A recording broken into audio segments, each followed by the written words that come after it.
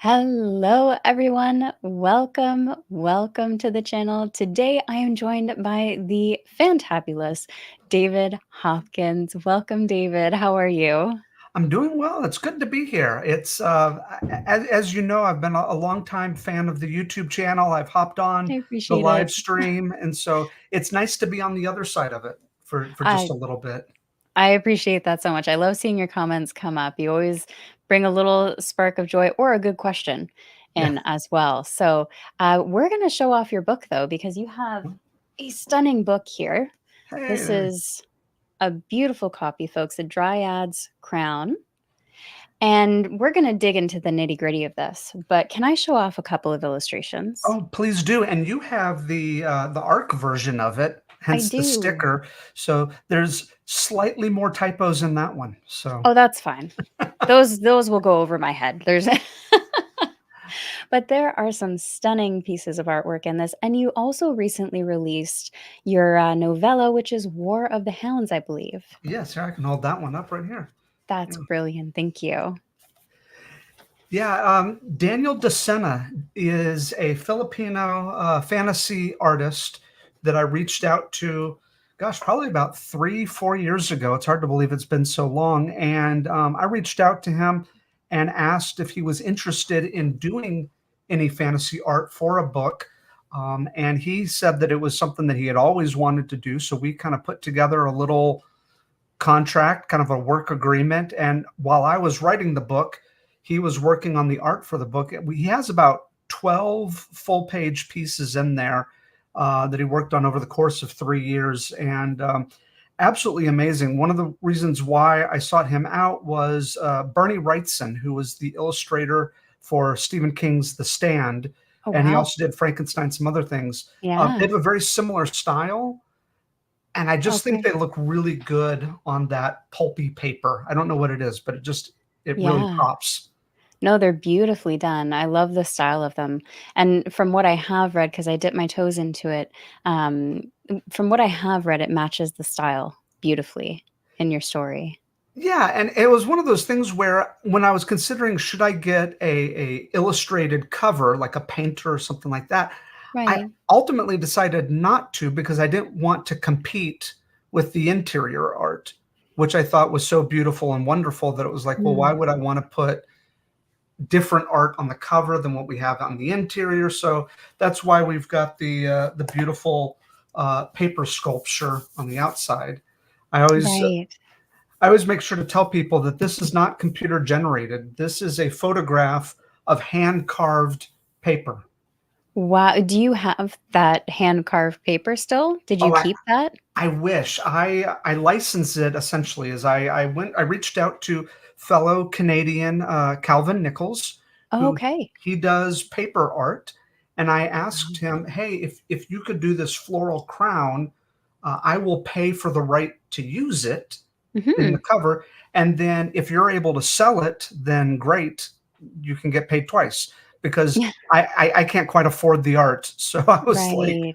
so Yeah. hopefully you can find someone else to buy it. Yeah, Tim has joined us as well saying, "Go Canada." There we go. Yes.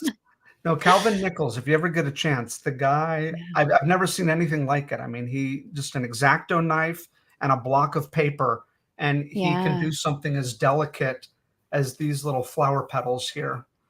That's amazing. I Yeah. I honestly I didn't think it was computer generated. I thought it might have been like a drawing or a stylistic piece of some kind, but I would not have guessed paper. Yeah. Yeah, that was a fun one to work on. And then yeah, so we got that. We have the interior art. But it was, that's the thing is when you're indie and self-published, you're still not doing it by yourself. You have a whole team of people that you're working with in order to Yeah. create that book. It's easy to forget that, right? Because the author, when they're self-published, they're putting themselves forward. They're often doing shoutouts and boosts for the people that help them, but it's easy for a reader to forget that there's a whole team behind them that is helping with various aspects, or it might even be a small team. Yeah. right? If it's a few people, if they have an audiobook narrator, an editor, or multiple editors, it's definitely easy to forget. And we have to say hello to Andrew because he got a little upset in the live chat. Hello. Yeah, it's just pinned back. It's growing out, so it's in my face. And I'm gonna say yes. Why not? I think it fits the vibes for the book, close enough. The easy answer is Old Navy, and I don't like I like modest clothing, so this worked, and it suits. Why not? Yeah. Keep it simple. That's it. That's it. I'm tired of getting my dresses. I'm short. For anyone who needs to know, but I'm short, and I'm tired of getting my dresses hemmed up. So put a shirt under it. I think they were smart for that back in the day. Yeah, see, I'm also, on the shorter side, and it's funny being on camera because I'm in a booster chair, essentially. If we were to bring it down, it would be more, like, around here, Right, yeah. but I raised it up. The things we have to do, right? Oh, yeah. The amount of pants I have to get hemmed is too many. So, going back to your book, can you tell us a little bit about what the Dryad's Crown and War of the Hounds are about? Yeah, certainly. So, um, we'll start with Dryad's Crown. Dryad's Crown is a story about a young child who is a fae-born child. She is a wood nymph, and she grows up unaware of who she is because of a series of circumstances. She ends up in the care of a priest in a nearby city, and then she kind of runs away from him and ends up in the employment of this evil guild master who kind of runs the city. And so she grows up completely unaware of what she can do, who she is, and that there's this special calling among her kind. And so it's a story I love. I think it was Book Life said that it was the story it's a story set at the scale of one extraordinary life. And Mm, I love books where at the end of the book you feel like you've lived a whole life. yeah, And that was really what I wanted to do, is tell Silbury's story really from the beginning to, I'm not going to say the end, but to an end, to an end right. point. And you really get the sense of this is her life. It's also a story about her daughter. In many ways, it's kind of an origin story for her daughter because her daughter will take over the series Mm, as the books go on. But yeah, there's a lot going on in the story. I've had a lot of people refer to the storyline as there's a lot of complicated elements mm, to it, which if you like that, then great. If you don't, it may not be the book for you. But I mean, there's definitely, this sort of child assassin coming of age, dealing with her mom. There's political issues yeah. going on. There's a bit of a love story in there, although I would not call it a romantasy. There's a story about being a parent, about all this stuff that's kind of crammed in there. Hence, I guess the size of the book. It's a little bit on the Yeah. larger side.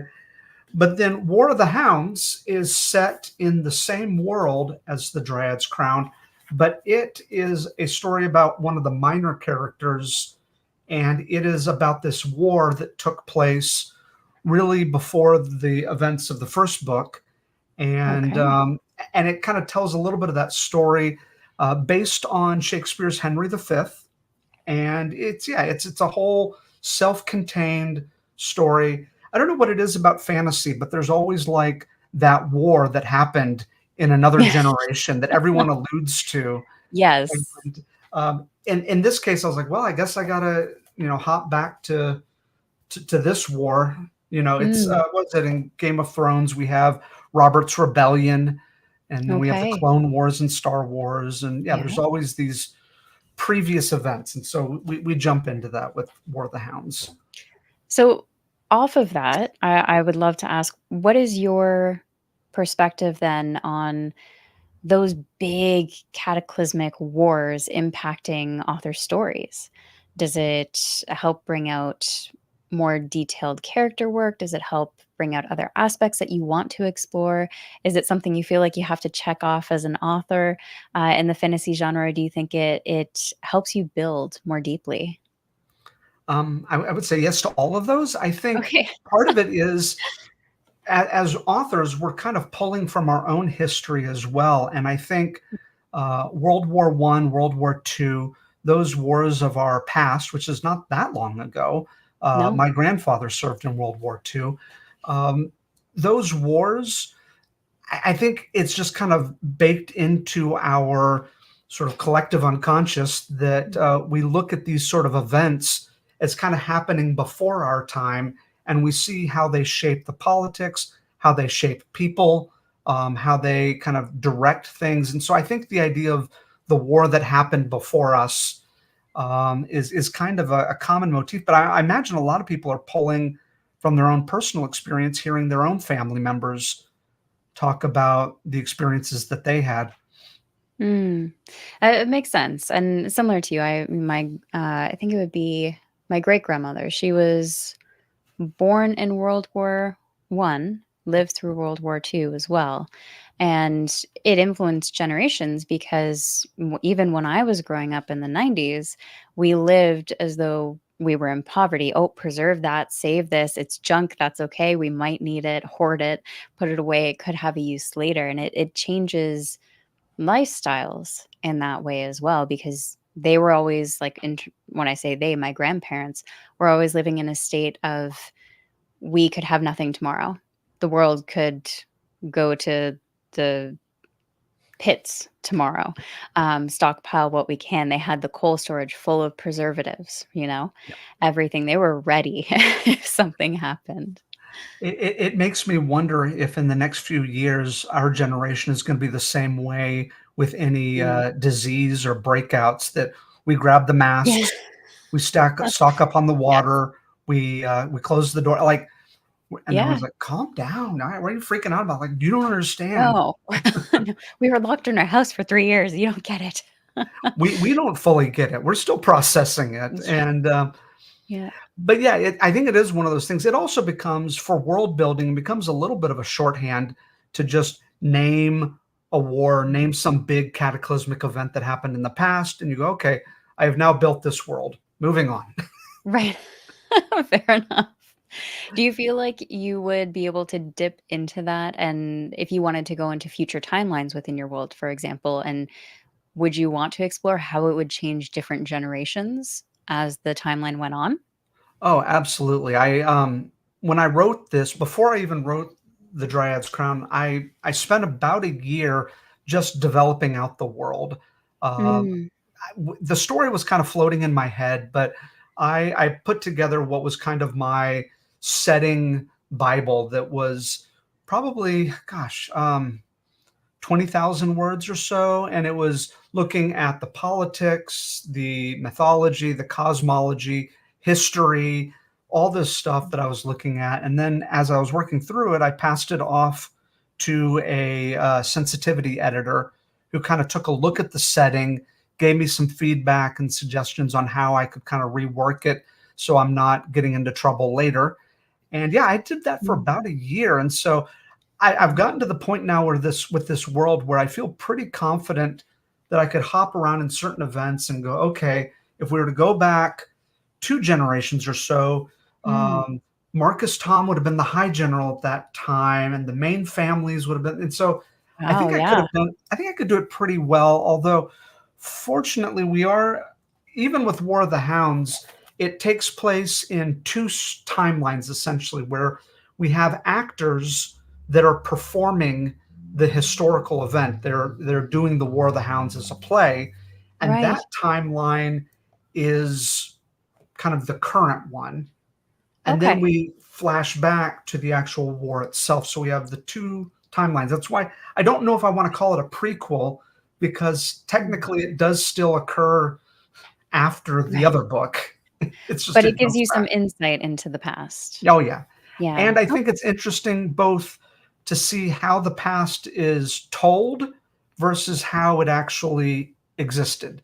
And so you Yeah. see a little bit of difference between sort of the theatrical presentation of those events versus the actual Mm. events. That's always a fun, contrast as well.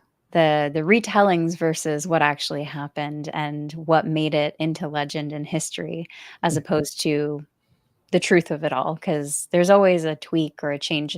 Bards are notorious for it, you know? Yeah, get paid. Yeah, that's true. So, there's a few areas I wanna dip into today, and I'll try and keep it as organized as possible because there's quite a few passions and hobbies and interests you have that seem to influence quite a bit of your writing. And I think the best place to start with, well, it might be, you could tell me if I'm wrong here, but, might be your, passion for fairy tales, for Shakespeare, for those types of myths and stories and legends and historical writings that, you pull from? Is it I guess what I should say is what is it about those things that inspires you, that helps you with your craft? Um, I'll start off with the fairy tales and Mm, the myth and the folklore. For a long time, I've been reading collections of fairy tales from different cultures. I'm always fascinated when you can find a fairy tale that's from a culture, from a setting that is very different than the typical Snow White, Cinderella, Sleeping yeah, Beauty that I'm familiar with. And those are always interesting. I also, during the pandemic, I got connected with there's a organization called the Carter Haas School of Folklore and the Fantastic, and they okay. teach all about fairy tales. And I remember hopping in there and absolutely being schooled by the people that were teaching the class. Like I thought I knew, and they Right. were like, I was like, yeah, the thing I like about fairy tales is their universality. And they're like, actually, fairy tales are very rooted in the specific cultures in which they're told, and then goes off for 10 minutes on why my assessment was just dead wrong. And I loved it. I was like, oh, that Yeah. there is through Carter Ha, I figured out that there was much more to this well than there's just so much fascinating stuff. So I really dug Mhm. into that. And I mean, really, when you think about fairy tales, the way that they differ from other stories is fairy tales were the original fantasy stories. Mm, They were told with the awareness that we are making something up, yeah. that this is fantasy. Mhm. And I think that the crossovers between fantasy and fairy tales, I mean, it's so numerous that I think it's good to study from our predecessors. And, storytelling back then was different, I imagine, because of the period of time, but also due to those cultural differences that they had. In terms of, for example, Shakespeare, how does that play into your writing as well? Yeah, I mean, Shakespeare's interesting too because fairy tales are really stories that do not have an author, or I should say, the oral tradition of the stories is so old that by the time it gets to the Brothers Grimm, by the time it gets to Hans Christian Andersen or Charles Mm, Perrault, the stories are already pretty well established at that point. They are simply retelling them in a way that is more permanent. With Shakespeare, virtually all of Shakespeare's plays were pulled from prior material, either older right. plays, other histories, epic poems. He was, and it was very common at that time, pulling from that and then giving his own spin. For me, with Shakespeare, Mm, I was a English teacher for 12 years, and so mhm. I had a crash course in Shakespeare, teaching Julius Caesar and Romeo and Juliet Yeah. over and over and over and over again. And I never got tired of it. I loved teaching. My students probably wished that I didn't love it so much because while other teachers had moved on, we were still talking about Shakespeare, and I think Right. they were ready, like, "Just pop in the movie and let's be done with it." I'm like, "No, no, no. We're gonna read the scene, then we're gonna watch the scene, then we're gonna listen to the Yes. scene." And they're like, "What are we doing?" You know But what? They'll remember you for your they passion, do, yeah. right? They And will remember you. and then I think growing up, I was exposed to was it Zeffirelli's Hamlet, and then Kenneth Right. Branagh's did Henry V.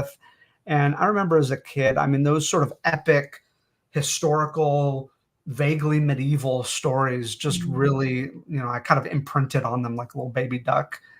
Uh, I love and it. so, yeah, with Shakespeare, it Yeah. was just something that I pulled from, and yeah, Shakespeare in many ways is a gift that keeps on giving because um, there's never going to be a point where I'm going to out Shakespeare. So I've always got room to learn and things that I can pull from him. Right. Okay. So I have two questions for you and follow up to both of those. So in terms of the fairy tales and the myths and the legends and that course that you had taken, is there a fairy tale, one of those stories that you would recommend people check out that might be unfamiliar to them? Yeah, I'm going to get the name wrong. I always mix it up. I think it's East of the Moon, West of the Sun, or is Okay. it East of the Sun, West of the Moon? I'm going to mix it up. I know I am. But Google. Someone will yeah, Google. I was like, I could Google it right now, but I'd rather not. And I've got it like in my book right over there that I could reach for. But No no, worries. it is a Norwegian story, and it's a story about shape shifting, about a Ooh, woman that is married essentially to a polar bear, but it's a man. He's a polar bear, okay. and then yeah, Yeah. interesting stuff. And the thing that makes that one particularly interesting, and I won't go into all the details, but it really is a story of a woman saving her family and a woman saving Mm. her husband. And so instead of being the damsel locked away in the tower, instead of being sort of the victim of events larger than her, the heroine in that story really is the prime mover and the one that is sort of trying to save her family. And I think that in itself is beautiful and interesting. And yeah, the visuals, if you ever see an illustrated version of East of the Moon, West of the Sun, you always see the maiden riding on top of the polar bear, which I'm sure is where Yeah. the golden compass, Yes. Yeah. I'm I sure was that gonna say imagery is pulled directly from that. it's a very powerful image, right? Because, a polar bear is a fierce Yeah. beast, and to see someone riding on it like a horse, that's yeah, you wouldn't be on wanna be on the bad side of that. No, no, no. And yeah, I love that one. I think that yeah, that's the one I could throw some other ones out there. Rumpelstiltskin is always fun just because Yeah. I like this sort of idea that there's magic in a name. That's a Right. reoccurring theme with a lot of fairy tales, but the idea of the magical name, that if you could somehow name the character, you have control over them, which we Yeah. see in things like Le Guin's Earthsea, where Yep. the idea of a true name Mhm. gives you power. And even in the Dryad's Crown, there's this idea in the Dryad's Crown, there are three gods of life, three gods of death.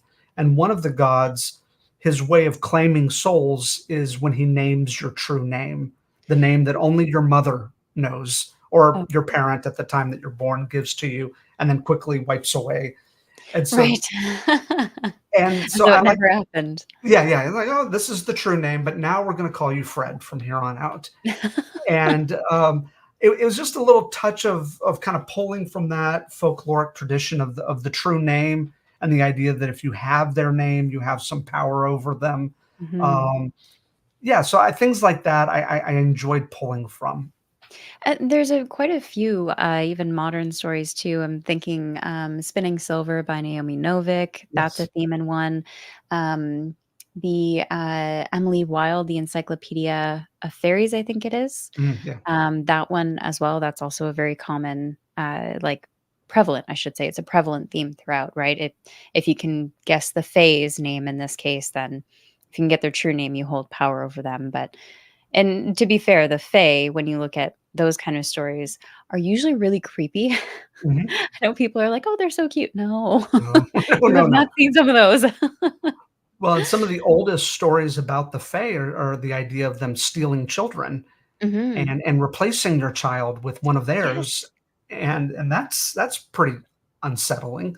That's horrific. Yeah, Yeah. there's definitely a few of those scenes I've read in those kind of fantasies, those 2 books in particular too. So, the second question I had for you is, considering your experience with Shakespeare, if someone watching today wanted to dip their toes into Shakespeare, whether they've read it before in their high school experience, in their education, or they're new to it, which one would you recommend they start with? I'm going to give the most generic of answers, Yeah. but Romeo and Juliet, I would say, is the Mm, one play that has grown larger than Shakespeare. Even yeah. people who don't know Shakespeare know Romeo and Juliet. Yeah. The story, has been told and retold, and I would still say that it is um, woefully underappreciated, if that's even possible. Yeah. The Uh-huh. National Theater, I think it was the National Theater, did a performance of it that was trimmed down to about 90 minutes. So it's a Okay. little bit more heavily abridged, but it's a lot more watchable. It has the guy who played the young King Charles Okay. or Prince Charles in The Crown, Right. and it's Okay. a wwonderful Irish actress. I can't quite remember her name. And I think for being a very speedy performance of Romeo and Juliet, I think that Mhm. it will just blow your mind. I think it's a really good one. If you want to move past Romeo and Juliet, you feel like you're, just a little too mature for that. I think the BBC did The Hollow Crown, which was a dramatization of the Henriad, which is Richard the Second, and then Henry the Fourth, Part One and Two, and then Henry the Fifth, and then Richard the Third, and it tells the story of uh, Prince Hal, Henry the Fifth, the father, and all of that. And it's really well done. I think the executive producer was the guy who did American Beauty. And the acting is amazing. It's got Benedict Cumberbatch, it's got Tom Wow. Hiddleston, it has just all of these it's just a really, really well done performance. And I think that what you see in The Hollow Crown is sort of the earliest version of Game of Thrones. Um, Okay. I know that Interesting. George R.R. Martin often says that he was influenced by historical events of the Wars of the Roses. Mm. But if you read those events as Shakespeare told them, I actually am willing to bet that Martin was more influenced by Shakespeare than he was by history. Interesting. I see those characters. I mean, Circe as Lady Macbeth, Tyrion as Richard III, Robb Stark is almost kind of a Henry V type character. Oh, Mm. actually, and then Robert Baratheon is almost a Falstaff type figure. So, yes, much Right. respect to George R. R. Martin, but I actually think that he was pulling from Shakespeare more than he's willing to admit. That's fascinating. I love hearing those takes because everyone has different perspectives, right? Oh yeah, And I'm sure you get this too as an author. There's only so much you're willing to expose about your stories, right? yeah, yeah. You don't want to explain how the magic's done. You don't want Yeah. to reveal the secrets too much. Yeah, you have your, individual confidants in your background, right, who are in all of it, but everyone else gets to just enjoy the story and find out as they read. Yeah. So you're also you grew up playing D&D. You Mhm. were a comic book fan. I got to know, which comics did you read? When I was younger, my first comic books were New Mutants, Power Okay. Pack. I read Cloak and Dagger. I loved Cloak and Mm, Dagger. And then Louise Simonson, who wrote the early versions of Fantastic, or not Fantastic Four, X Factor. I really okay. liked those. And I actually, when I was at San Diego Comic Con a few years ago, I got a chance to meet Louise Simonson. And she was like, of all the people I've wanted to meet, I wanted to meet Mm. her, but I was so nerdy and so nervous that Oh, I was kind of interrupting her while she was having a conversation with someone else. I didn't mean to. I yeah. was scared and I geeked out. And she did this number. She just held her finger out to me, and I was so like, oh, that I just left. Oh no. And then the people at my table Oh. were like, "So you met Louise Simonson?" I was like, "Yeah." Like, "How did it go?" I'm like, "Not great." Yeah, it's hard, right? Those moments can be really exciting or nerve-wracking, or you're just, you are in your like mellow zone. And you're like, yeah, I'm pumped to see this person and say thank you for your hard contributions and work put into this piece that I loved. I've had that happen at a Comic-Con where going up to sign my photo, or get the photo signed, and yeah, that after I walked away, I was like, not a nice person. Yeah. Not a nice person at all, and Yeah. this woman was idolized by Mhm. many people. And yeah, she just, even just saying, hi, I know it's a lot. You're probably like run ragged, but thank you so much, for what you did. And, you know, pleasure meeting you. And just like didn't even acknowledge my presence, didn't look up, didn't, say anything. And her Uh, PR agent was the one doing all the like, thank you so much. And, just like, oh, and there was people behind me with, like they had remade Barbie dolls to look like this character that she played, and I'm like, "I really hope I really hope she's nice to them." You know? well, and not to get too personal, but you Mm, brought it up on your own channel. mhm. Um, we don't know like what she's dealing with as far as like chronic pain, Yeah, absolutely. migraines, stress. Yeah, I mean, like who knows what was going on in her life at that time. So yeah. I hope that she was just really dealing with it that day. I I do hope that she was okay, but Yeah. I will say that her co-star who was beside her made a comment about drinking too much last night, and she was a Oh, diva, so I was like, we'll see, like, I really this hope was she is okay. self-inflicted. Yeah. But yes, I think she just, he was like, "Yeah, stayed up too late last night with those drinks, huh?" And he was piling apparently she's known for it, I found out after the fact. Oh, yeah. Of But I do hope all is the best for her because you course. never know. Yeah, and the case with Louise Simonson, like, I don't know what a person does with that, like, what am I supposed to go up to her and Mhm, just be like, "You changed my life?" Like, I don't know right. how a person responds to that, like, "Thank you? I'm sorry?" Like, Everyone's so on one end, there's really nothing I can say to her Mhm. because what I would say to her is not really something that anyone can process to be Yep. like, "Oh, okay." You'd be surprised. I did have the opportunity to meet 2 others at that same convention, and one was an absolute sweetheart talking about remaking those Barbie dolls, that same lady went to someone else, and she signed it for her, she took Oh, photos with her, and people had to pay an arm and a leg for those photos. She's like, "None for you, you don't have to pay." She spent, I think, 15 minutes talking to this person. So they can be absolute sweethearts, right? You yeah. It just depends on the person. Yeah, my oldest daughter is a big Doctor Who fan, and I Mm, remember John Barrowman, who played Jack Sparrow. yeah, He he actually got us out of line and took pictures because he knew that they were yeah, younger at that time, yeah. and he I think he was well aware that kids do not last long in lines, No, and not so he at all. made sure that they got a lot of attention. He spent a little bit of time with them, talked with them and all that Yeah, stuff. It was so sweet, and then he sent us on our way. So I was that's like, amazing. "That's nice." It's just nice Yeah, that he was present enough yeah, to realize, "Oh, we're in a long line, and there's 2 really young kids yeah, who they just wanna meet me and then be about their day." yeah, adults can wait. Yes. Oh, We could fine. be impatient, but we're patient. We'll be Yeah. fine. Yeah. Children, yeah, that's a very thoughtful thing to do because not many people would think of that either, Yeah. right?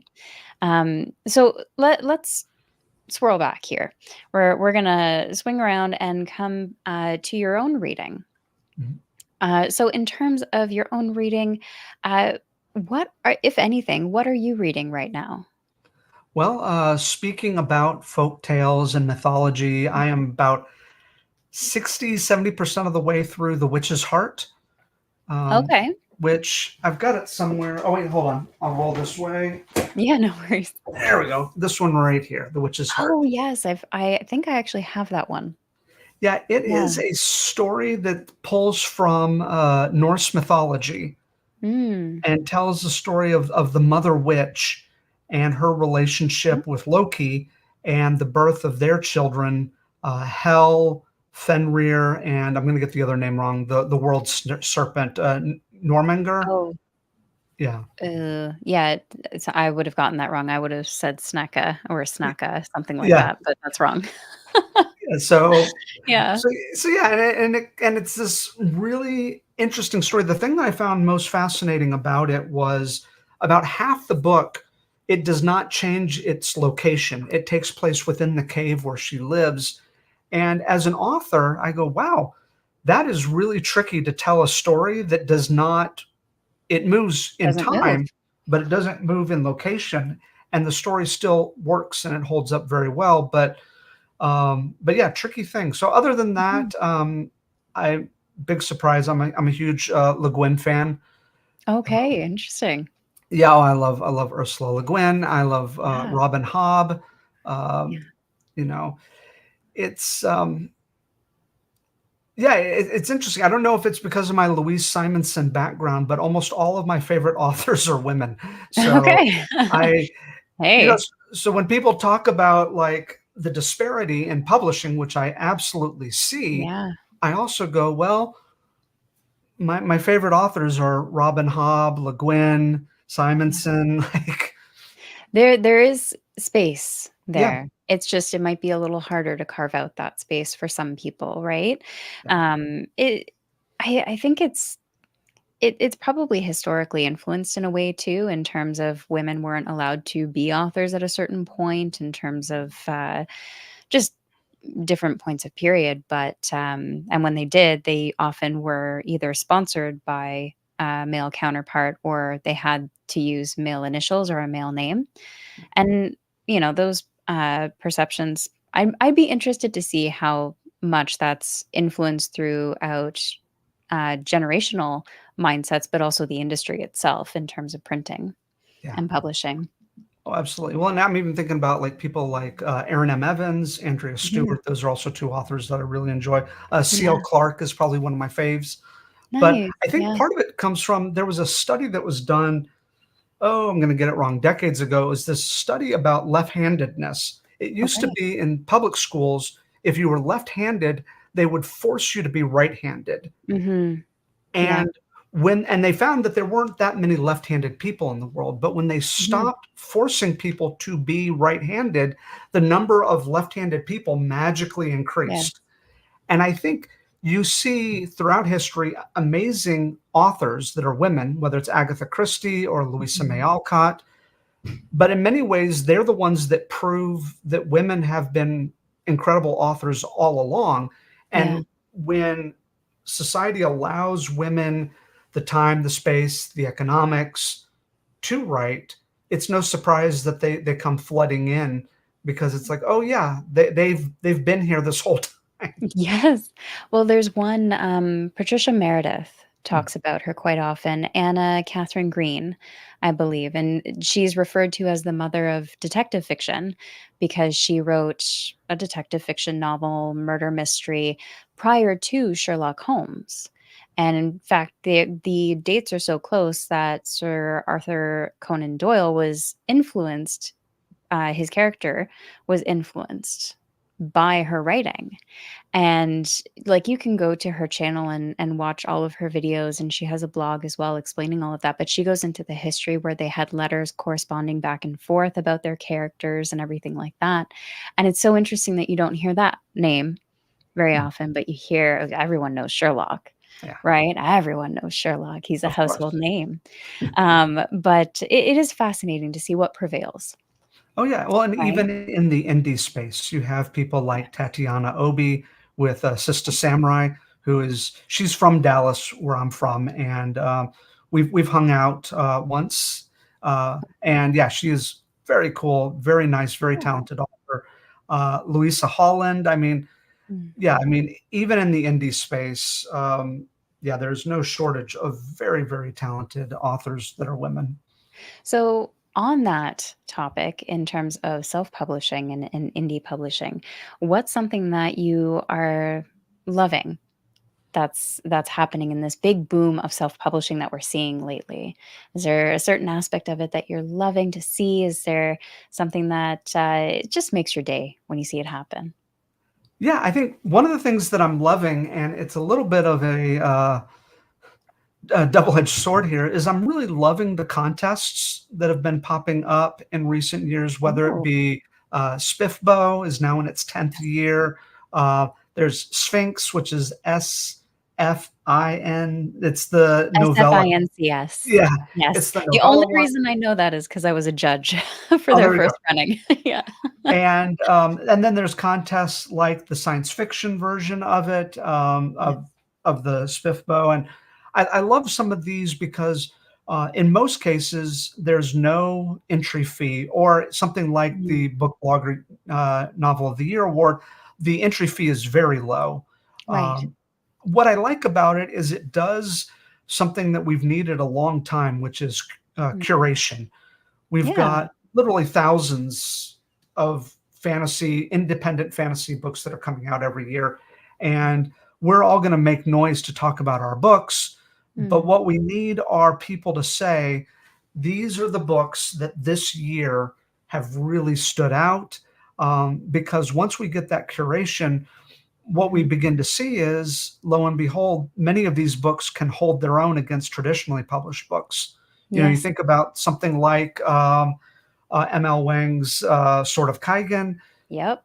We always talk about it, but Mhm. it's a book that would easily hold its own against any traditionally Oh, yeah. published book, and we need more of that. We need to show that Mhm. because it's kind of a rising tides lift all ships. Now, I say that it's Mhm. a double-edged sword because I got kicked out in the first round of Smithbo, so um, It's so hard, it right? cuts both ways. Yeah, Yeah, it's tricky because, you're dealing with judges who are volunteering Mhm. most often, and, there's so much. Yeah, There's so much to consider when you're judging, so it's a hard position to be in. Having been in it, it's yeah. hard.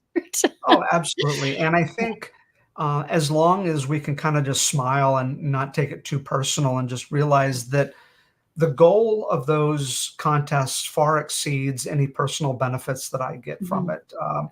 What Yeah, we're trying to do is really add more credibility to a area yes. of the industry that has long been ignored, Yeah. and I think it's important. But as I said, it means that sometimes your book gets passed over, and you go, okay, well, I'll just keep writing and Yeah, and just keep doing what absolutely. I'm doing.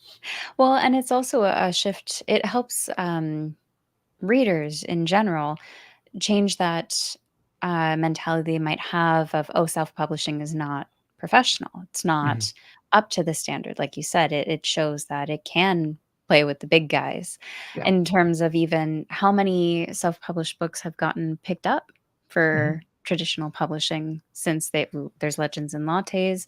Emma Wong released a book, I think it was Bloodhaven, something along that line. It did get picked up for trad as well. So, yeah, we're seeing all those authors get picked up now. Yeah. Well, and I will go to the other side. I think one of the Yeah, things that I probably worry about the most right now in independent publishing is with book bloggers, booktubers, book talkers. I'm seeing a lot of burnout yeah, from people who are like, I have to read 100 books this year in order to produce the content that I need to produce. yep. And we need the booktubers to be happy and healthy and have Yeah, long careers. But I see a lot of people really wearing down. So it's one of yeah, those things where we've got so many great books out there, but you don't mhm. have to read them all. Well, and I'll put a note on that as well, is you can pace it. Yes. Don't read outside of your comfort zone. If you typically read 100 books a year, go for it. If you are doing full written and video reviews on top of reading, keep in mind that's going to take a lot more time than you think it will. So maybe balance it out. And if your reading slows down, that's okay. If you want to change up how you work things in the background to make it work, by all means, do what you need to do, but first and foremost, your well-being is always going to come to the top, and the same for authors. Don't sit at the computer trying to frazzle your brain to write out these ideas you have in a short period of time. Take your time Yeah. because it shows. It does show when you take your time to relax and let the story come out as opposed to, "I have an hour. I have to get." I Yeah. promised them that I would finish the book Yes. this year. And it's like, here's the thing about readers is Mm, if they don't get the next book in the series by the end of the year, they're going to read mm. other things. They're fine. Yeah, And when the book does come I out, they got go, oh, yeah, I guess I need to grab that one now. But yeah. and yeah, no one's going to come at you with torches and pitchforks No. if you miss your self-imposed deadline.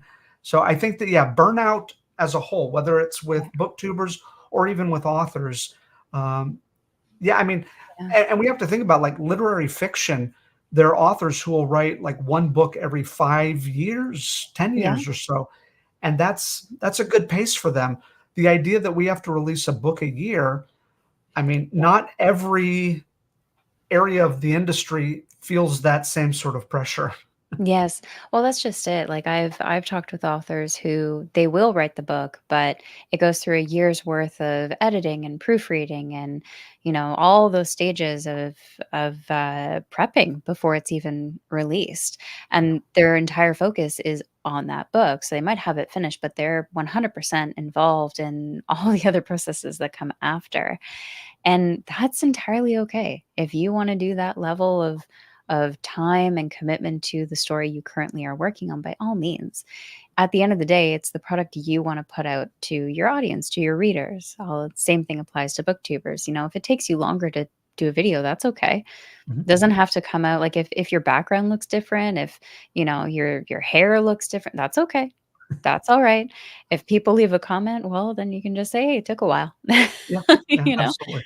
Yeah. And, and yeah, for my book, The Dryad's Crown, it did take me a year from after the time I Yeah. finished it until it actually got published because, like you said, I had an editor, a developmental editor, I had uh, I had a proofreader, a copy editor, I had beta reading. I went through it a few times. It's one of those things where I realized that I can only release my first fantasy novel once. Yeah, take your time, right?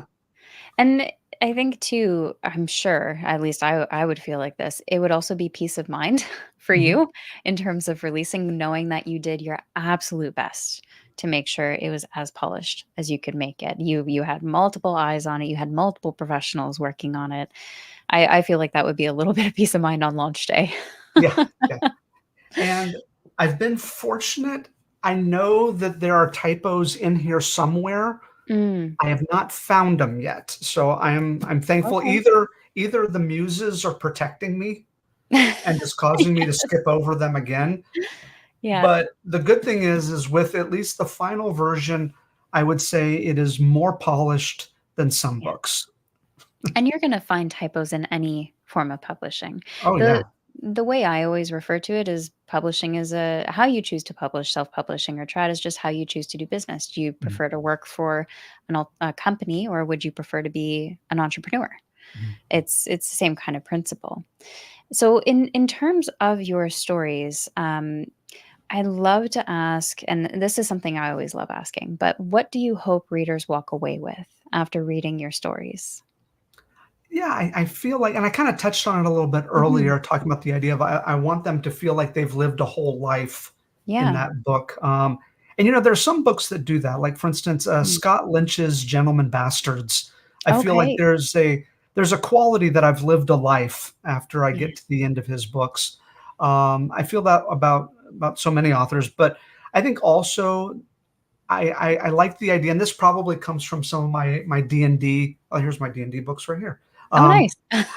Probably from my D&D background, I like this idea of a world that is familiar, and yet at the same time, we know that I could look around the corner and discover something new, that there Right. is just all of this. I want them to feel like there's this world that is wide open, that's full of stories and full of adventures, and we can go in any direction.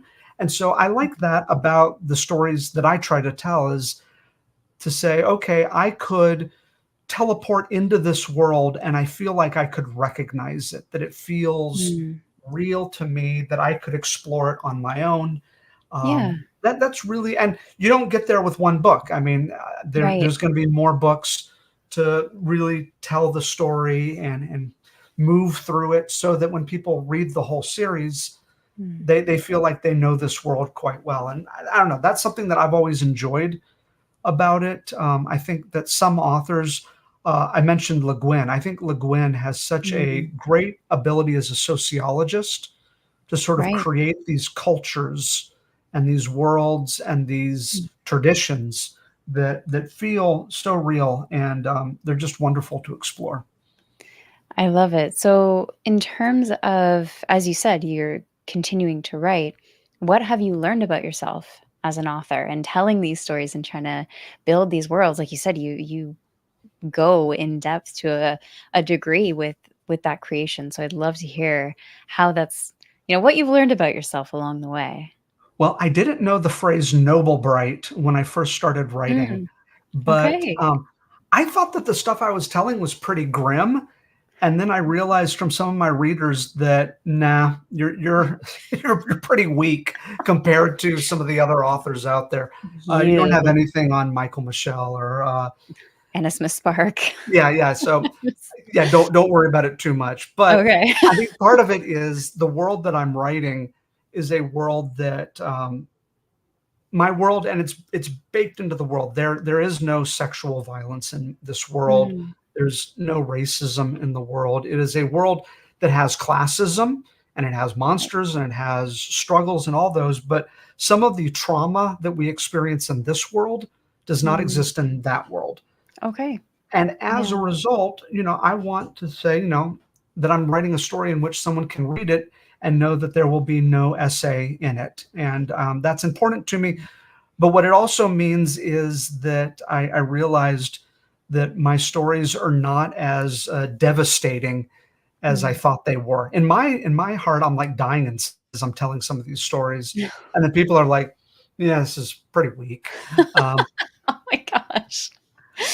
Oh, that's terrible. It's like what I can just imagine if you have to kill off one of your favorite characters and yeah, readers are like, yeah, I'm fine. side character, whatever. Oh, I was in tears towards, I think, in chapter 7 of this book as I Okay. was writing it because I was so strongly feeling it. So Oh, yeah, I'm a softie. That's what I've learned. Now I will yeah. say that War of the Hounds hits a little bit harder. Okay. It's the Shakespeare, and then the second book where we get really our Doctor Doom, our great Yeah. nemesis. He comes into his own, and I would say that the next book, the next main book in the series, is it will probably also hit a little bit harder. So I know I'm saying all that right now, but maybe I will prove myself wrong in the next book. Right. Well, how time will tell, I'm Yes, sure. which I'm not trying to like break the reader, but No. but Well, I I feel like authors say that and then they do it anyway. I get it, yeah. But no, I realized that, yeah, I'm a softie. Well, and even I self-published a novel. It was not a fantasy novel before this one, Okay. and I thought it was really scary and really, edge your seat. And nah, people were fine. So Oh, yeah. It's hard, right? Because when you have works like Anna Smith Sparks yeah, and Joe Abercrombie, and you've got a high threshold there for some readers who are just like, walk in the park. When I started Anna Smith Spark, I needed to take my time and process some of that stuff because no one was safe. Not the dog, not the cat, nobody in the house was safe. yeah. And yeah. Well, and even with some of the romance in my story, I've Mm, kind of set a rule for myself that there's no anatomy mentioned, no okay. body parts mentioned. Yeah. It's told in feelings and emotions and sense details, but I'm not going too much into the mechanics involved. Right. And so, yeah, most people I think are thoroughly like they're like, okay, like I'm not Yeah. causing anyone to blush or anything. But Yeah. the funny thing was the thing that really like broke some people in my book is this setting is one where uh, polyamory Yeah. is accepted. Yeah. It's not widespread, but it Mm. exists, and people go, "Oh yeah, yeah, that's a couple that there's three of them instead of two," or they have an open marriage and they're very open about the open marriage. There were some people that did not like that at all in the book. It's hard, right? It depends on life experiences, personal beliefs, all of those things, but Yeah, they were it clutching their yeah. pearls with that.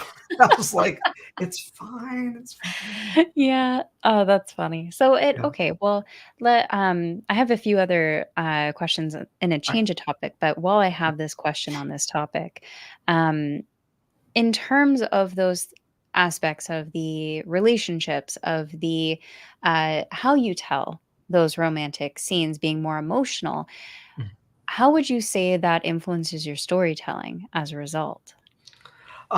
I'm trying to really,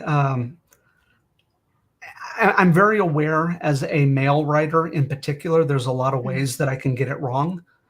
right. And in fact, there are whole YouTube videos dedicated to male writers getting it wrong.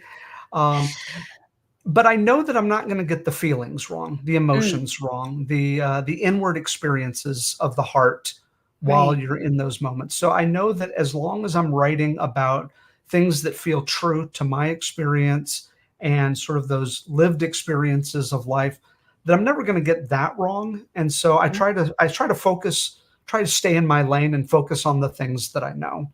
yeah. It's a tricky thing, Yeah. right? And I think so long as, and this is just my perspective, so long as authors are more focused on the characters, their experiences, rather than fitting a gender or a stereotypical role, I think they're fine. Yeah. I think it's fine. If we've had the years of characters and female characters where it's all about their image, how they look, and the bartenders or the barmaids bringing the jugs, and they got the arms under the bust and all that, and that's the description, right? The hair and everything. And but I think it's just at this point a joke that Yeah. we talk about because it does feel ridiculous in today's standards. But if you go back and read classics, like I've read, I was Dr. Jekyll and Mr. Hyde. That was considered a horror, really. And back in its time, it was considered a terrifying read and a complex look at human moralities. And when I read it, I was just like, I don't get it.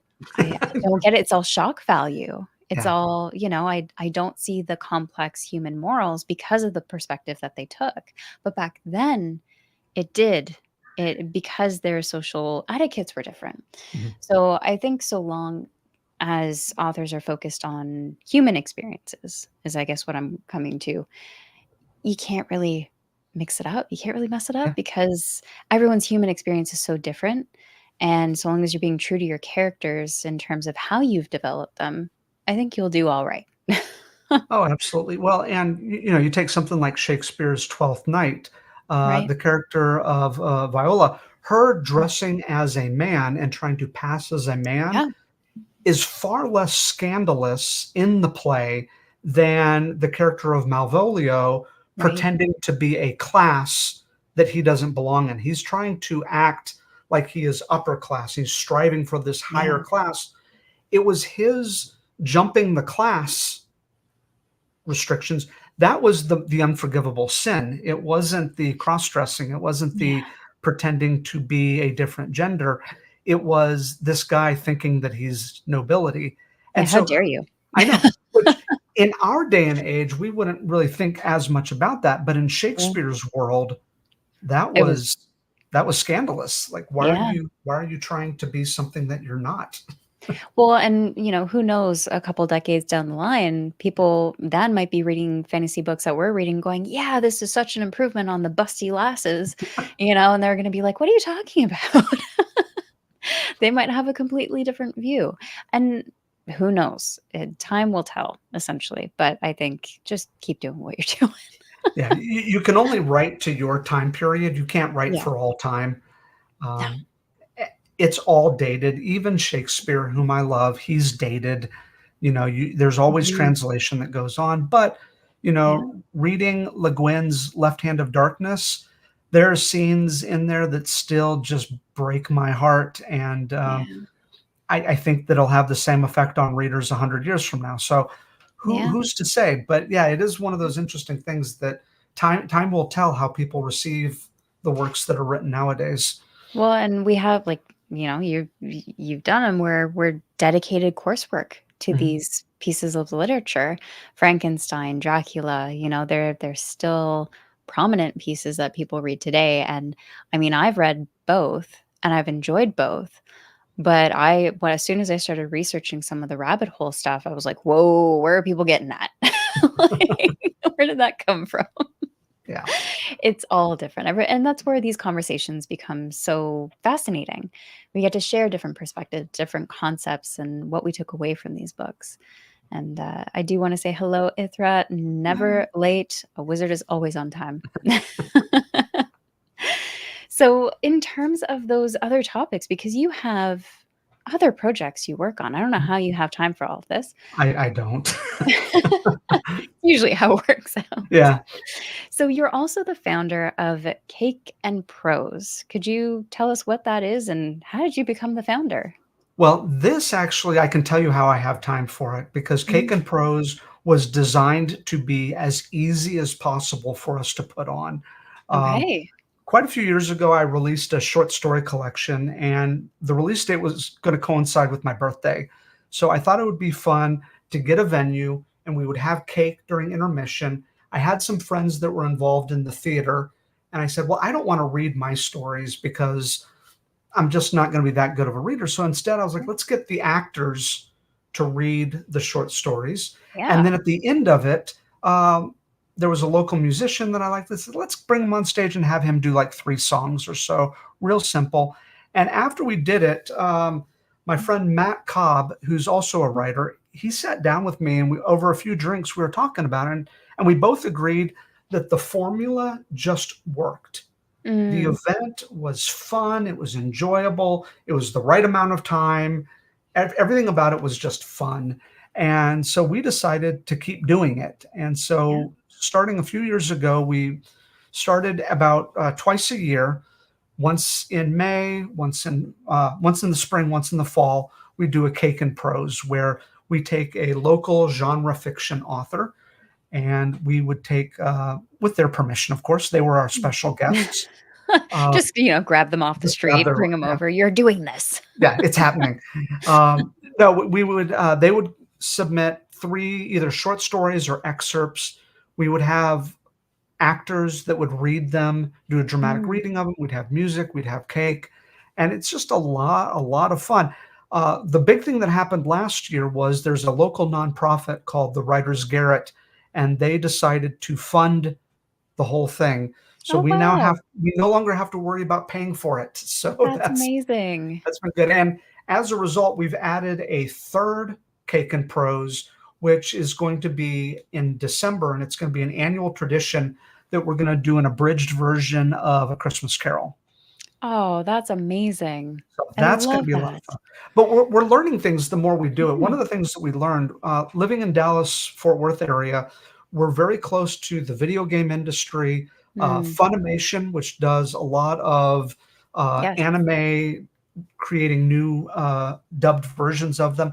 We have a lot of voice actors that live in the area, and, Amazing. and we've decided that voice actors are are really good at this. And so we've started hunting down a lot of the Funimation voice actors to do readings for us. And so that's been a lot of fun. Absolutely. I can only imagine. I mean, I grew up watching cartoons. We were in the era of the 90s, right? Oh, So yeah. Saturday, Sunday, anytime you were free, you were watching cartoons. Yeah. I can just imagine the amount of controlled chaos you could get in that form of entertainment, Oh, yeah. or just pure chaos, depending on the voice actor you get. Yeah. So So, yeah, go ahead. I was just going to say it's been a really great experience, and one of the best Mm, things about it is for local genre writers, I feel like we're giving them the gift of their own book being given back to them because there's something about hearing an actor yes. read your story to a group of people that are laughing and gasping and enjoying it along with you that you go, Mhm. oh, this is what my book feels like. And so, yeah, Yeah. that's been the real fun part about it is just giving the book back to those authors. That's amazing. That's actually an excellent point because whenever I get an author who's just put out an audiobook, for example, my first question is, how was it for you hearing your characters for the first time? Right? Yeah. How choked up did you get? So Yeah. that's a brilliant idea. Yeah. So it's been a lot of fun. And now that we have the Writers Garret, we can keep doing it indefinitely. There was a time there where we were not quite sure where the money was going to come from because we still have to Right. buy a cake. We still have to Yeah. we pay all the actors, we pay the musician, Yeah. everyone gets paid for their work because that's what we Yeah. believe in. But it also meant that we were not quite sure how we were going to keep doing it. But Yeah. Writers Garret came through. Let's hear it for nonprofits. Yay. Yeah. And yeah, and it's been a lot of fun. But the great thing Yeah. about it is Matt and I, we take turns. I Okay. control May, he controls September, So you and we take make notes. it as easy as possible. So Okay. to That's organize. helpful. Yeah. Yeah. So in terms of your experience with this Mhm. and thinking about all these authors who do book launches online in particular, what would be your recommendations for authors looking to do a book launch but having no idea where to start on planning it, even in terms of what to do? I think you really kind of have to throw your own party. I think Yes. some of the best book launches I've seen have been with, I know you know, like, groups like The Breakouts and Yes. people like that. The great thing about them is essentially they've created their own party, Yeah. where it's like, if I'm gonna have a new book come out, I know I have at least 10 other people that are gonna celebrate with me. Mhm. And so that's what I did with my book release is when I did the live stream, I made sure it wasn't just me by Yes. myself talking to the camera for 20 minutes. We brought on the audiobook narrator, we brought on my editor, we brought on a friend who was going to help moderate it, and we had our own little party. And That's no awesome. one knows that your book is not a big deal if you make it a big deal. Right. So yeah, so just roll with it, and Yeah. you know, celebrate it as much as you can, because when people get your enthusiasm, Yeah. and it's very contagious. I think anyone who writes a book, there has to be a lot of passion for what they do, but when they hear an author talk about, you know Yeah. crying while they're writing the book, getting so moved by it, that kind Yeah. of enthusiasm, it is contagious, And one you never hopes. know what's gonna catch Yeah. a new reader, right? I've hosted author interviews where they're talking about their inspirations or what their process was like even, and, how they put personal moments from their own life as influence into their story, all these things. And I think one case, it was a pitch of, yeah, there's a talking cat, and, and in the comments, people are like, "Bought it. Yeah. Sold. Well, I I'm know waiting you for it to be mailed to my house." I know you recently talked with, Adrian M. Gibson. I'm looking forward to Yes. that coming out soon. I don't think it's been released yet, but you guys had the Um, conversation. was that the, group chat we did with Yeah, the with MJ Kuhn and Yeah, Adrian. so that was, a masterclass on content creation, and that was with, a few, people, but it was a blast. At one point, I'm like, my brain is a little bit muddled at the end with, everything that we talked about, but it's basically how to start with content creation.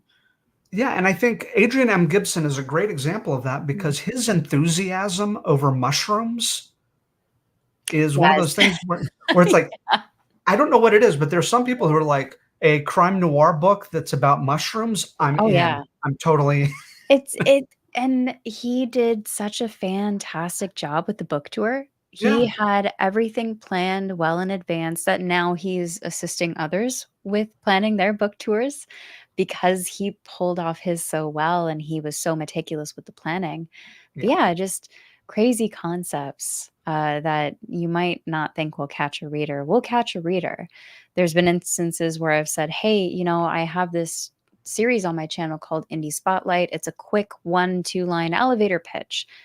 Can you help me? I haven't read your book. Can you help me?" And, I get 50-50 where it's like, "Yeah, here you go. Here's the weirdest stuff out of my book. Have fun." And then there's others who are like, "I don't know. I've never done that. I'm not sure. What do I put in it? What are you looking for?" And it's like, "Whoa, it's okay. It's all right. Just give m what just think of what inspired you to start the story and then go from there," right? How would you sell this to, someone in an elevator? How would you sell this to, your grandma? What would you tell your grandma if she asked you? Just keep it simple, I think, is the important part in terms of that, and, Ithra here says, "This is why I never DNF someone. Work their butt off and to spill, twist, and push the story. So the least I can do is read it." I am very similar to that, Ithra. I think I DNF 1, maybe 2 books in a year. I wanna know what happens. Yeah, my wife reads more than I do, but she also will Mhm. DNF something after the first chapter, and it has Yeah, nothing to that's do with fair. the quality of the book, it has everything to do with her own enthusiasm, and she's like, Yes. "I'm gonna propel myself through this book." Me, I will fight to finish a book, even if, and part of it is because I've had situations where the last third of the book Yeah. redeemed the Yes, two-thirds that I thank slogged you. through. For a good example of that for me was Ken Liu's, The Dandelion Dynasty. Yeah, Did not feel the first half of the book. Second half, ooh, yeah, sold. I yeah. want that series. Yeah, And there are some moments in a book that are a slog by design. yeah, You know, the author is sort of taking you on a journey, and they know sometimes that they are testing your patience in certain scenes, but yeah, they also want to promise you that it will pay off. Um, yeah. I don't know if you should do that in the first half of the book. That's always a little dangerous, but I think that there's Yeah, something about, yeah, I always try to push through, but I don't read 100 books a year. yeah, I'm a good, like, 1 or 2 books a month type person. and that's fantastic. Yeah, and I'm Yeah, happy. I'm just yeah, reading to enjoy. exactly. I average 1 book a week, Mm, right? And by booktuber standards, that's slow, you know? yeah, But it's when I originally started getting back into reading, I read 1 book a year. I read 4 books a year, and it gradually, as I found BookTube, the spike on the chart just went crazy. Yeah, yeah, it's just 164 right now with Ithra. wow. It's whoa. Give me your superpower, please. I got a lot of books to read. But I think too, just to comment where I won't DNF books unless something really, really did not work with me, and enjoying the story. But usually I will. I'm a mood reader. I Mhm. think that's something that people have to learn about themselves too. What kind of reader you are, and if I've started books where I'm like, you know what, I'm not at my point where I'm going to get the fullest out of this story. I'm going to come back to it later. I've done that too. Yeah. And when I come back to it, I enjoy it so much more when I'm in the right headspace for it. Yeah, So, the last book that I DNF'd, I'm not gonna give the name of it, but I will say this, it was a book that lots of people love. So yeah, I was like, you know, I'm like, "Well, why don't I like it?" And then I go, "Oh, wait, this is what reading is like, is that yeah, sometimes people don't like my book, and then some people love my book, and I'm having the same experience, but with this author." And yeah, it was a book that was beloved, and I just couldn't get through it. I was like, "Ah, yeah. okay, I'm gonna move on." It's hard then because when people bring it up, you're like, "Oh, yeah, I don't Now wanna share my opinion." Now, they're saying all audio and no live. I will Yeah, say this, I do listen to a lot of audio. So yeah, if I read same. 2 books a month, one of those is an audio book, usually one of those is, Okay. on my tablet. But I will say this, if this person's doing 164, I'm curious if they're putting it on, like, super speed as they're listening to it. Right, and I that's different too, right, for yeah. everyone. Because I will put my audio faster depending on the narrator, though. Mhm. If the narrator is a very slow narrator, I actually get more easily distracted, whereas the faster audio forces me to pay attention. Yeah. And I know people who are the opposite. They are like, "No, I zone out at fast speeds." Well, and with this book, I found that I read it faster. I tried to do the audiobook on it, and the audiobook narrator was such a wonderful performer, but she read very slowly. Yeah, And I was like, I need to go faster. So yeah, I ended up yeah. reading the book and it was great. Ithra is saying, "No higher than 1.2 and not always." Good Oh, well on done. you. Yeah. Good on you. Yeah, I still want your numbers there, Ithra. So, David, in terms of your experiences and all these things that you've gone through, because I'm sure we could sit here for another little bit, but we're reaching that hour and a half mark. So I don't want to take up too much of your time. But you've also done, and I'm going to include the title on this because I think Yes. it's absolutely fantastic. And I think you know what I'm talking about, Mhm. which is a TED Talk on the unfortunate appeal of the heroic idiot. I will leave the floor to you for that one.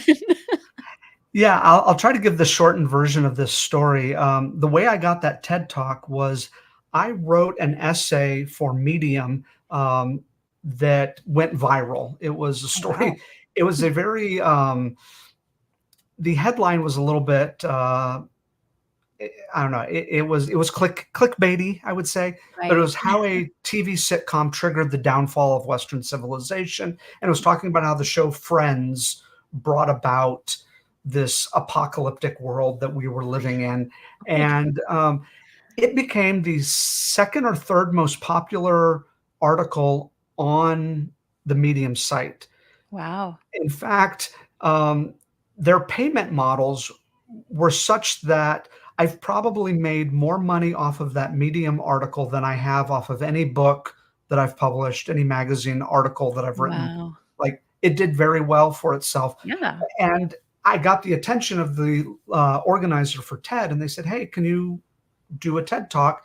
And this was kind of the sequel to that, because it was really a focus on this idea of the dumbing down of society and the Right. de-skilling of people, that we are now skeptical towards scientists and experts in their field. And we think that we know all about immunology because we hopped on WebMD for 20 minutes versus someone who studied it for 8 years. And so I Yeah. wanted to talk about that. And so I was looking through history, and I found Ben Franklin was an interesting person to look at, because Ben Franklin was a highly educated, very intelligent person, self educated in some regards, but a very intelligent person. But when he went to France, he would wear a fur cap in order to pretend that he was just a backwoods, folksy American. Oh, wow. And it charmed the people Yeah. of France. The people of France loved this Yeah. sort of, you know, Yeah. Ben Franklin, the woodsman. Besides the fact that he grew up in the city, he was very Yeah. much cosmopolitan for his day. And so I did this TED talk about this, but it was also about the idea of, particularly in politics, people who, in order to be a person of the people, will kind of wear the fur cap, so to speak, and will Yeah. dumb themselves down. It also happened that I gave the talk in November of 2016 when Donald Trump was elected to president. And in my particular sphere, there were just a lot of shell shocked and a lot of hurt and confused people. And so, without ever saying his name, that TED talk Yeah. really was about what the heck is going on in American politics right now. Right. Where did we go wrong? What are we doing? Blah blah blah. I don't want your comment section to blow up with Oh, politics, but yeah. at the time it was cathartic. I remember talking with Mm. people after the TED talk, and they were like, "Thank you for saying that." I didn't want to say his Right. name because I felt like he had too much attention already. Right. But It when I talk about the heroic idiot, yeah. yeah, I was kind of talking about politicians. That's fair. I mean, politics is a topic that, it's, I think, in enough places, which is why I keep it off the platform in general. But Of course. everyone has their opinion, right? Yeah. Everyone has their views, everyone has their insights into how they view politics, and that's perfectly fine. But I think what it comes down to at the end of the day, in terms of that topic, is just being respectful of Mhm. others and their opinions. And that's something I would like to see more of, at least nowadays, where we can have conversations where we might not have the same opinion, but still have a conversation and still move forward respectfully to one another. Whereas it feels like nowadays it's, that cancel culture, the Mm. close everything off. And, I'd love to see more people not being so quick to shut off a conversation, because that's where um, those topics and ideas can be challenged. And even if they're not changed, that's fine. You can still respect the other person for other areas. It's just one facet of a person. Yeah. So, just remember to be kind to people. For those watching, be kind. Well, and for me, I like to say that my books are not political. My books are not Mm, political at all, but I'm political as yeah, a person, because there are things in politics that directly affect my life. yeah, I'm the father of two daughters, so yeah, living in a state where abortion is illegal, that affects my family. yeah, That's something that I worry absolutely. about with my girls. My oldest daughter is open and she's a lesbian. Yeah, Well, if you're telling me that she doesn't have the freedom to marry, or, that she doesn't get the same rights as everyone else, that affects me as a person. And so, Yeah. so yeah, my books are not political. I'm not trying to get you to Yeah. vote one way or another, but as a person, I can't help but Yeah. speak up when something is touching me or my family. And that's where the TED Talk came from. Was really, I got kind of stupid lucky with a viral article that I wrote for Yeah. Medium, which then led to me doing this talk. The one funny thing about that was, there were some people that were memorizing their TED Talk when I was there, or Right. they would hire coaches to help them do the talk. I didn't do any of that, and Right. I had everything written on index cards, which Yes. I don't think I was supposed to, Okay. but I was like, "I'm Yeah. not going to go up there and just talk because I don't know where I'm gonna end up." Yeah. If it's abundantly clear with me, I can easily go off topic, and so I was like, "I need my index cards." But yeah, that was apparently a faux pas. Everyone else had theirs memerized, and I was like, "Yeah, that's Wow. not happening." Yeah, that's fair. Everyone's different. It kinda gives me a little bit of flashback to English classes and Yeah. in school. Ezra says, "My favorite fantasies poke fun at modern politics," and Oh, that's true too. Fantasies, sci-fis, no matter what stories you are gonna get to. I know you said you don't include it so much in your stories, but there are plenty of stories that do, and many of us, I'm speaking as a reader, dig deep into those. There are plenty of readers who I've met, and when they get into conversations about political intrigue in a story, man, they go down the rabbit hole. But they're not, or they might not be overly political people in real life, right? But that's that world. Yes, they are. well, and even things like, one of my least favorite tropes is Mm. the evil, authoritarian priest figure, Oh like yeah, the villainous, the high septon, the sparrow, the yeah. evil religious figure. And I've met so many people that work in a ministry who are kind, sweet, Mm. loving people, that I'm like, so in my own book, the character of Timon, who is a priest figure in this, I wanted to make sure that he was not like this mustache twirling villain. And I think that Yeah, even those that's are fair. political decisions. Like when you're Yeah, writing a story and you make the religious system within your book an oppressive, evil regime, yeah. you're kind of saying something to your reader. Hmm. And while I am not, I don't have strong opinions in the real world one way or No. another about that. I felt like in my story, I want to write about a person who is earnest in what he believes, and it expresses itself in kind ways. Yeah. And that too, that is political. Yeah, and I mean, I can count off I don't wanna start counting how many books I've read where that is the case, where they have the religious, factions have more influence over the power of the kingdom than the actual king does, for example. And I think that also goes to show that, in terms of tropes, you write what you wanna see Mhm. as an author, and I think that's huge because that's where you find people of similar taste, of like mind in terms of storytelling, and that's important too. You wanna find your people. Readers wanna find their people, authors wanna find their people too, at the end of the Yeah. day. Well, and even when you study history, I became kind of a nerd with studying medieval history. Yeah, Mm, you've got sort of these higher level power figures that are definitely, pulling the strings of politics, but yeah, you also have accounts of very earnest yeah, believers who are just living their life on the low, yeah, and so it's never one or the other, it's yeah, always both. And as an author, if you can reveal a world that has both, and I think you are getting that much closer to something that feels real. yeah, absolutely. Well said. So, with that being the case, we are coming up to the hour and a half mark. So, I will say congratulations on War of the Hands because I know that came Hey, out recently. gotta hold the book up And again. Sorry. yes, so let's close out and say where can people follow you and what can they look forward to? Well, the best place to follow me is to go to my website, that davidhopkins.com. So my name and then that in front of it, that davidhopkins.com. If Link in the you, description. yeah, and if you put slash war, it'll take you to a secret page where you can download War of the Hounds, the ebook, for free. Now, you can also go to thatdavidhopkins.com. You can download the ebook from the main page, but I like the secret page better because there's like a little video and it looks great. Oh, But nice. so the ebook is free.